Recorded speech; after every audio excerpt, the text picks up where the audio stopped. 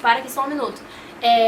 Provavelmente vai estar um barulhinho de ventilador no fundo. Mas é porque tá muito calor aqui em Londrina. Tá sem condições de gravar com o ventilador desligado. Porque eu tenho que deixar já a janela fechada, a porta fechada pra não fazer barulho, pra não entrar barulho de fora, né? Então desculpem, mas vai ter que ficar com um barulhinho de ventilador aí no fundo, tá? Oi, tudo bem? Eu sou a Ju e eu nem acredito que eu tô aqui de volta pro YouTube. Antes de começar o vídeo de verdade. Pra quem não me acompanha no Instagram, inclusive, me acompanha lá, me segue no Instagram, menino. Porque lá as coisas acontecem um pouco mais rápido do que por aqui. Eu tô passando por uma reestruturação na minha empresa de criação de conteúdo. Pra isso eu tive que dar um passo pra trás pra poder dar outro pra frente depois, entendeu? Poder avançar com mais calma e com um objetivo mais definido. Então eu decidi parar um tempo com o YouTube pra poder estruturar o Instagram primeiro. E agora estou voltando pra cá aos poucos. Eu voltei um pouco diferente, ainda com o mesmo objetivo de ressignificar a sua relação com a moda por meio da moda responsável. Mas as coisas estão um pouquinho diferentes por aqui. Lá no Instagram o conteúdo continua semanal, tem no mínimo 3 posts por semana, stories todos os dias e tal, mas aqui no YouTube, pelo menos por enquanto, pelo menos até o final do ano, eu vou aparecer quinzenalmente, ou seja, uma sexta sim e uma sexta não. Porque pra cá eu quero trazer conteúdos mais densos, que precisam de mais pesquisa, que demoram mais pra ser elaborados. Então, como eu tenho um outro emprego além da criação de conteúdo, eu não consigo trazer vídeos semanalmente pra cá ainda. Mas eu queria explicar isso pra vocês então antes de começar o vídeo. Agora, bora pro tema de verdade. Falando em mudanças, né, já contei aqui das minhas mudanças pessoais pra vocês. O mundo, como a gente sabe, em 2020 tá passando por muitas mudanças. É um ano, assim, eu diria no mínimo inesperado. E isso acaba afetando, né, a moda. Então por isso hoje, como você deve ter visto aí já no título e na thumb, a gente vai conversar sobre a moda hoje e a moda do futuro e a relação da moda com todas as coisas que estão acontecendo no mundo, com a pandemia e com tudo mais. Só pra explicar pra vocês, então, esse vídeo é um compilado de várias coisas que eu venho estudando há algum tempo, coisas que eu leio, coisas que eu vi na graduação, que eu vi na especialização, coisas que eu leio até hoje, que eu estudo até hoje. Eu gosto muito de ler e estudar, então aqui eu trouxe meio que uma junção de tudo isso. E vou deixar inclusive na descrição alguns links e algumas indicações pra vocês, se vocês quiserem se aprofundar mais sobre esses temas, como se fosse uma bibliografia desse vídeo. Eu vou tentar fazer isso com mais frequência, aliás, agora, pra vocês poderem ter um aprofundamento maior do tema. E espero que não fique muito confuso. Eu trouxe até o computador aqui, como eu já falei antes, porque eu tentei organizar assim, as ideias de uma maneira que fizesse sentido, que fosse mais linear. A ideia desse vídeo surgiu de uma pergunta, de uma caixinha de perguntas que eu coloquei lá no Instagram.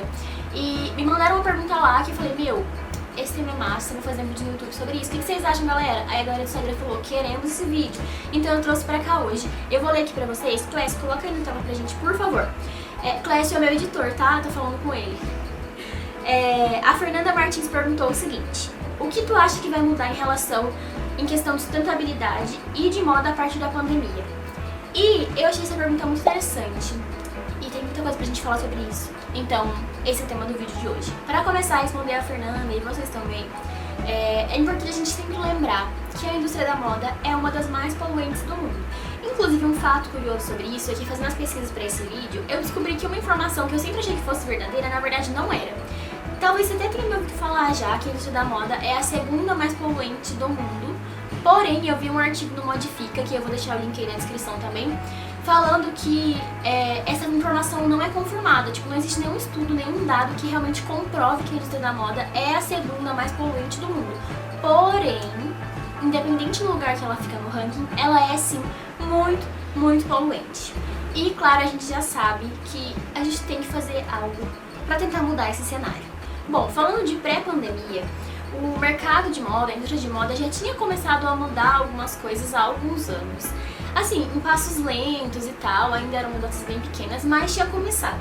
Aconteceu que, esse ano, com todas as mudanças no mundo todo, algumas coisas aceleraram e outras também pioraram. E a gente vai falar um pouquinho sobre tudo isso. Eu vou começar pela parte boa, pra esse vídeo não ficar muito pessimista.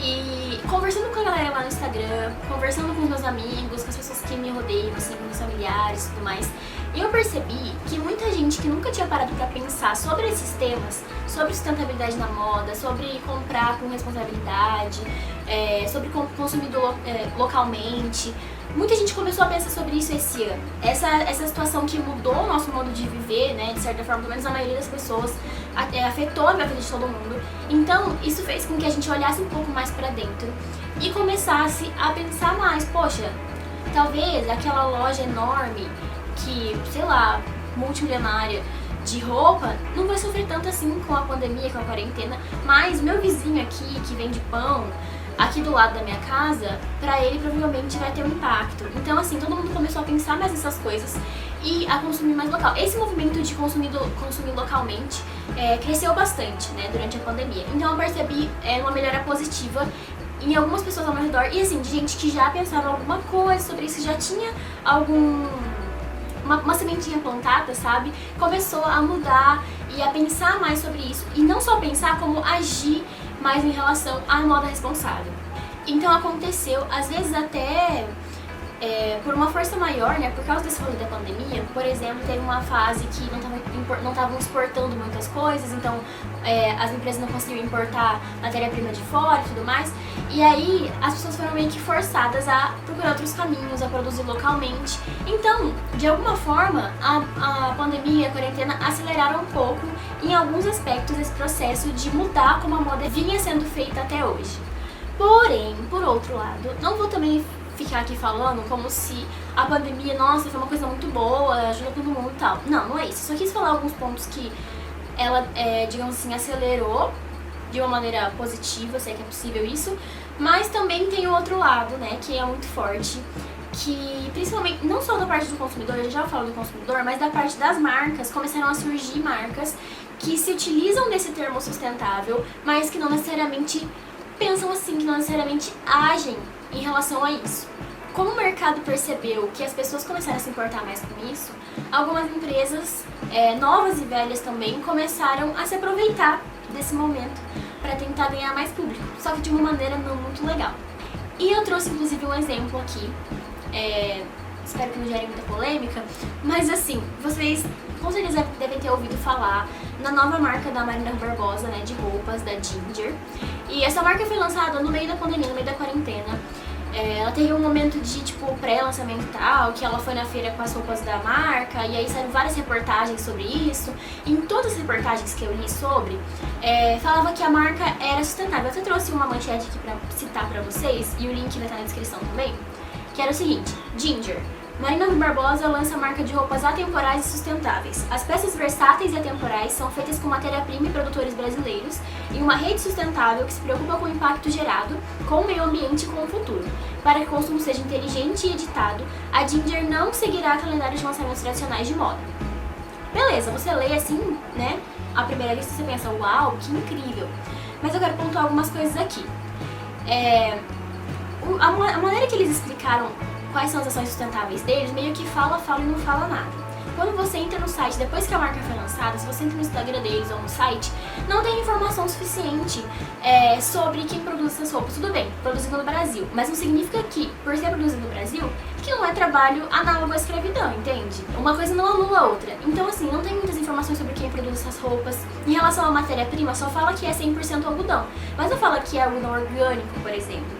E algodão pelo algodão, sozinho não faz muita diferença, porque o algodão polui pra caramba, a plantação de algodão. Não tem muitas informações sobre essas ações que eles disseram que seriam tão sustentáveis assim.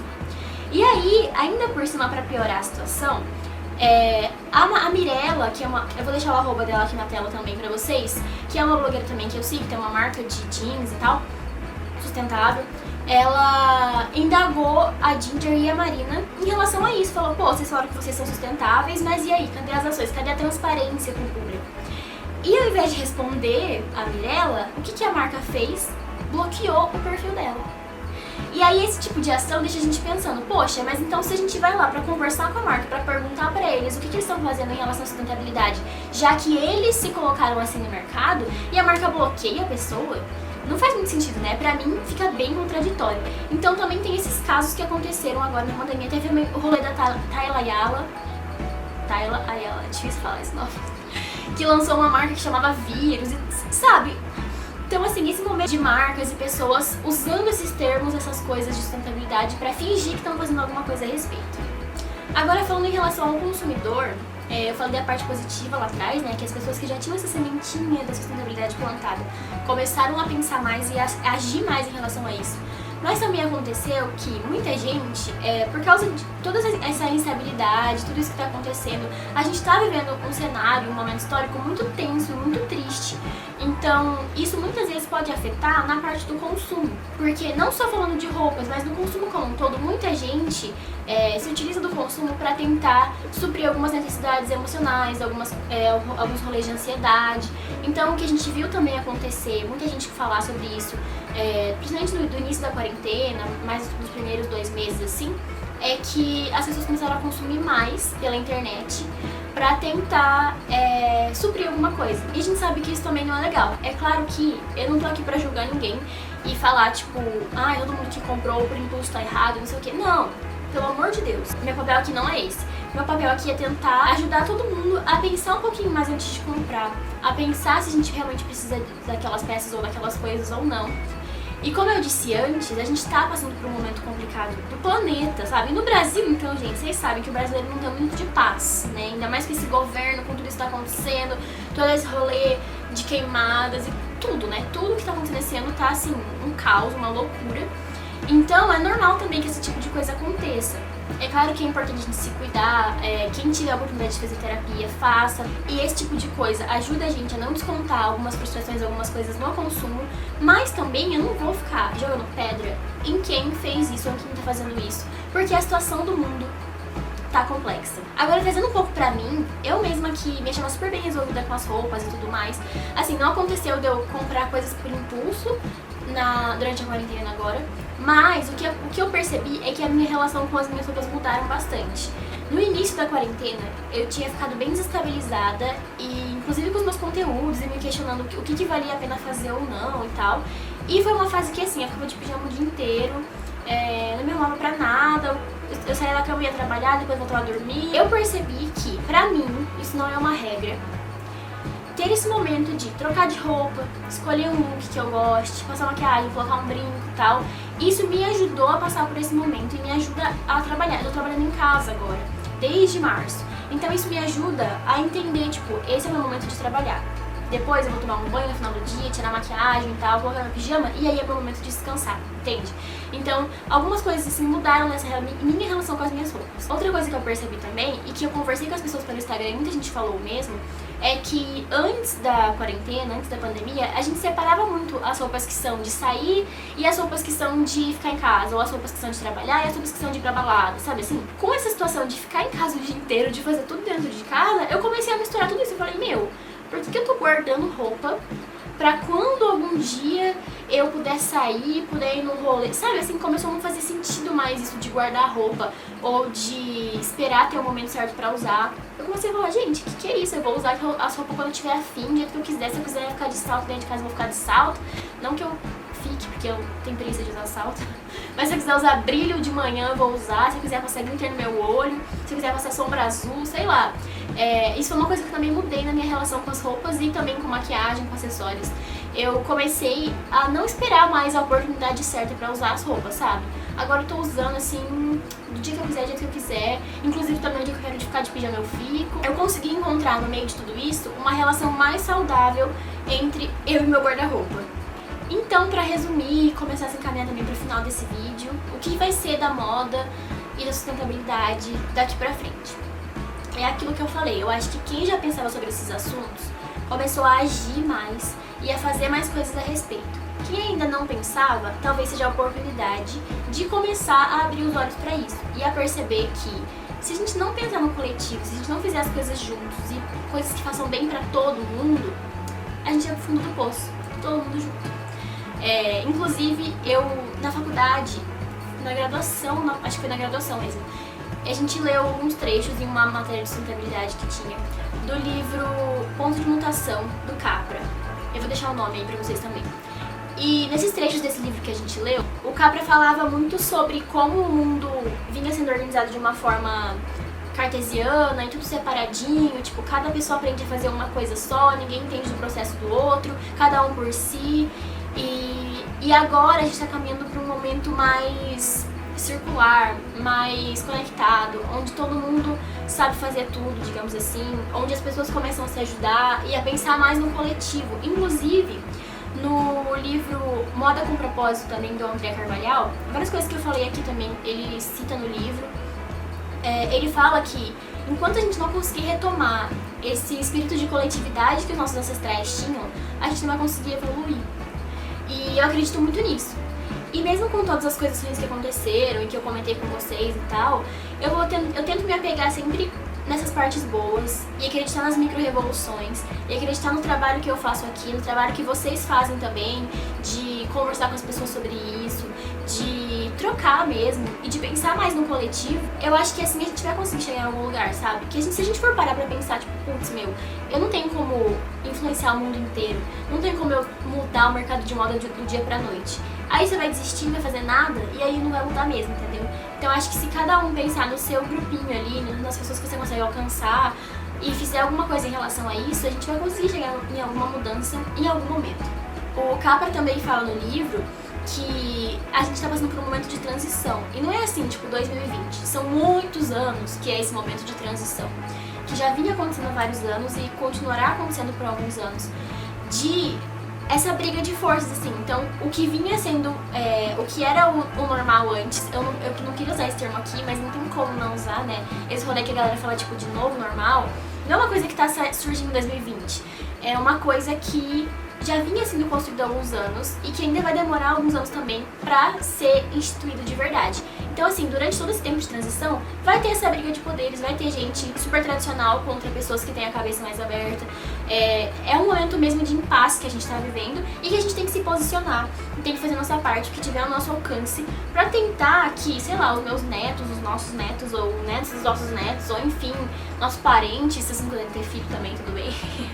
As crianças que vão vir daqui a alguns anos, para que elas possam presenciar de alguma forma um mundo um pouco melhor. Porque se a gente continuar agindo como a gente age hoje, talvez não tenha nem planeta para receber a galera que tá por vir.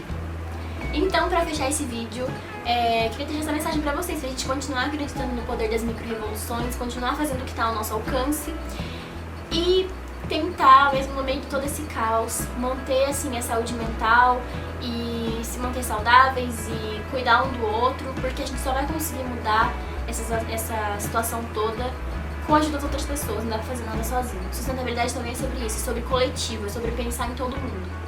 Eu espero que o vídeo não tenha sido muito pessimista e que tenha dado pra entender também. Eu misturei várias coisas aqui, mas eu acho que vai dar pra entender no final de tudo, eu espero. É que na verdade isso é uma discussão mesmo, é uma conversa. Se vocês quiserem inclusive acrescentar coisas, discordar, concordar, sei lá, comentem aí embaixo. Mandem pras pessoas esse vídeo, pra mais gente pensar sobre esse tema também. Me digam o que vocês acharam, conversem comigo, gente. A intenção do canal e lá do Instagram também é justamente conversar com vocês e chegar, talvez, em algumas respostas que sozinha eu não conseguiria. Eu tava morrendo de saudade de gravar pro YouTube. Como eu disse no começo, os vídeos que vão vir pra cá são mais profundos, dão mais trabalho pra fazer, então por isso vão aparecer menos por aqui. Então, de novo, vou falar, me segue lá no Instagram, me segue no TikTok também, então comecei a postar algumas coisas por lá, no Twitter também, em todas as redes sociais, vai ficar tudo aí pra vocês seguirem na descrição, na tela, enfim. E, claro, dá aquele like, ativa o sininho de notificações pra vocês não esquecerem, porque na próxima semana não tem vídeo, mas na outra tem. Compartilhem esse vídeo, comentem com os amigos, leiam e assistam as coisas que eu deixei aqui na descrição pra vocês.